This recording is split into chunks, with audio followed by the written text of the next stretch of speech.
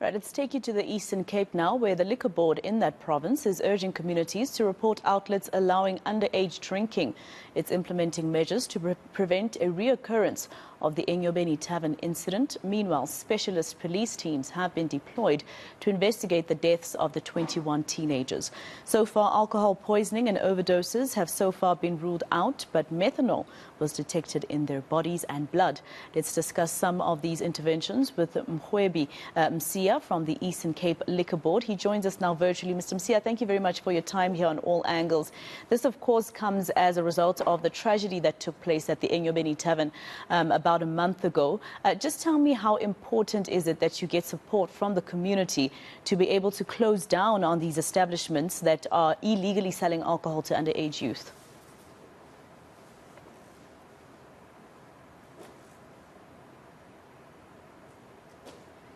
Mr. Msiya, can you just check if you're muted? We cannot hear your response. There you go. Sorry for that. Thank you so much for having us on your program.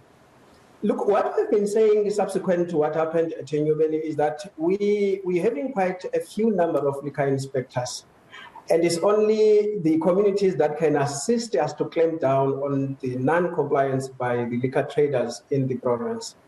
So we then are urging all the members of the community to say that they must please report to the Eastern Cape Liquor Board or the nearest police station any case of non-compliance in their respective areas.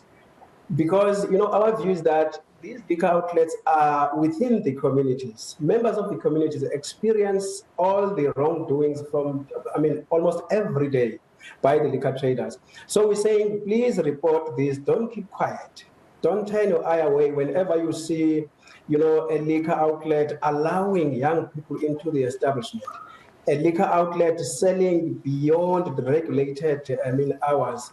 A liquor outlet that sells without, for example, a valid liquor license. So we're saying members of the community must please work with us to ensure that these cases are brought to our attention, are brought to the attention of the South African Police Service. What's your reaction to the fact that the owner of that particular establishment that basically brought shame to the Liquor Board to some extent was arrested, has been criminally charged and is actually going through court processes? What's your reaction to that? Look, we're very happy as the Eastern Cape Liquor Board. Remember that it's actually Eastern Cape Liquor Board that laid the criminal charges against the liquor trade. So we are very, very happy that they have been arrested and will be appearing in court on the 19th of August. So we're looking forward to a very tough sentence, against them, so that this is used as a deterrent to other liquor traders elsewhere in the province. So we're very, very happy because I must indicate that we are very, very angry, by the way, with this liquor trader for having allowed so many young people into their establishment. Something they know very, very well that they are not supposed to do, because it's one of their trading conditions that they are not allowed. They are not allowed to permit young people into their, or admit young people into their establishment. So for them to have allowed young people, and you will have heard that it was not only those that were inside the establishment. There was a huge crowd of young people that were camping outside that liquor outlet, which means that this liquor trader was very, very, very negligent in how she was running her business. And, Mr. Msiya, looking at that particular establishment itself, people saying that there's only one door going in and out. I have spoken to the Liquor Board about whether or not their inspectors actually went to that establishment to check. They say they did, but do you have the building plans of this particular establishment to back up the allegation that your inspectors, in fact, did go to the building and make sure that it complies with safety requirements? Yes, indeed. What we have actually been reporting is that we last inspected that establishment in 2020. And at the time of the inspection, the building was still the original, structure that we had approved as the Eastern Cape Liquor Board, which was a single story with 2 openings. However, when we actually discovered it, we only discovered about it now because, I mean, even the SAPS that is reported to have also, conducted an inspection sometime last year, early last year. What we have picked up is that this building, the alterations were only done towards the end of last year, and we have not been able to go and conduct inspections since then. Hence, we were caught by this surprise that the establishment has been altered completely. The opening, the exit is only one now, and it's double story.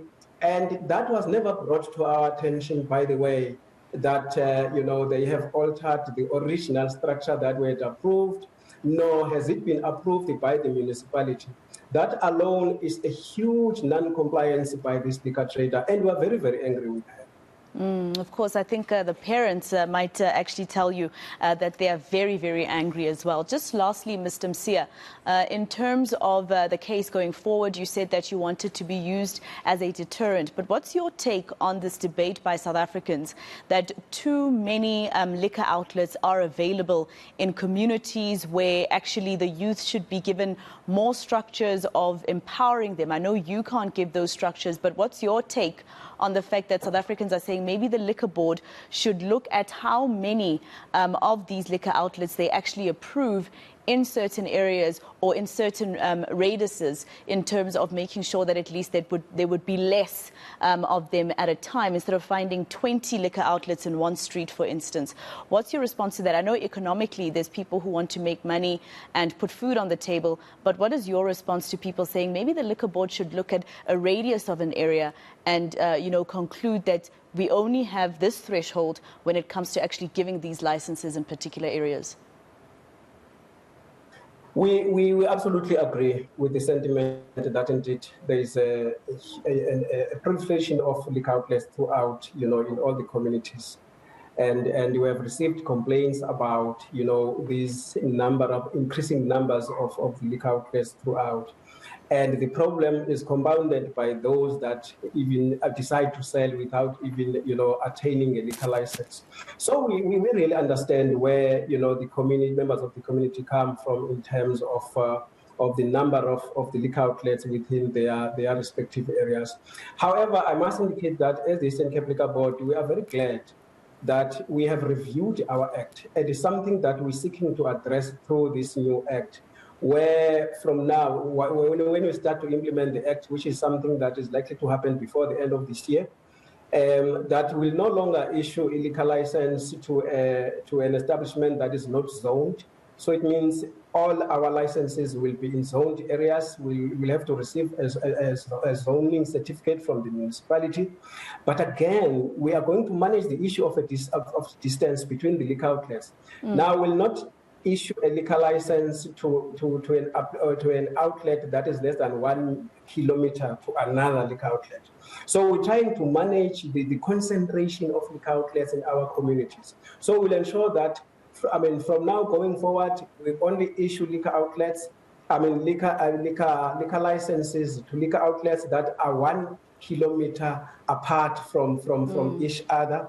The distance, again, between the school and the nearest liquor outlet is going to be 500 meters, no longer 100 meters. So we're trying to manage the concentration or the heavy concentration of liquor outlets in our communities. So our legislation is going to assist us a great deal to address this problem of the mushrooming of liquor outlets in our communities. All right, Mr. Msiya, thank you very much for speaking to us here on eNCA. That was Mgwebi Msiya from the Eastern Cape Liquor Board.